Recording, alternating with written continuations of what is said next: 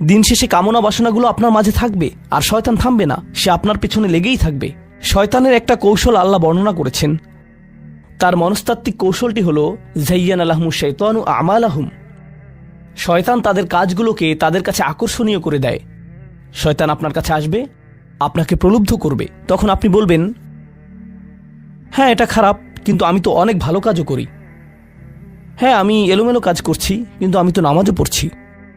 আর আমি তো কাফেরও না, তো সমস্যার কিছু নেই। আর এইবার করেই আমি থেমে যাব, এমন না যে আমি এটা করতেই থাকবো, শুধু একবারই করব। এভাবে নিজেকে সব ধরনের যুক্তি দিতে থাকেন, নিজে নিজে এটাকে বৈধতা দিতে থাকেন। আপনার চিন্তায় এটা এখন আর অতটা খারাপ না। আর তারপর যখন এমন মানুষ চারপাশে থাকেন যাদেরকে বলেন যে এটা তো খারাপ, আর তারপর যখন এমন মানুষের চারপাশে থাকেন যাদেরকে বলেন যে এটা তো খারাপ, তারাও আপনাকে বলে, না ভাই কাম অন, এটা অতটা খারাপ না, থামো তো, এরকম কথা বলো না, না আল্লাহ ওইরকম না, আল্লাহ তোমাকে শাস্তি দিবেন না, কেন এরকম হতাশাজনক কথা বলছো, তুমি অতিরিক্ত চিন্তা করো। আপনি তা শুনেন, আর এটা আপনাকে প্রভাবিত করতে শুরু করে।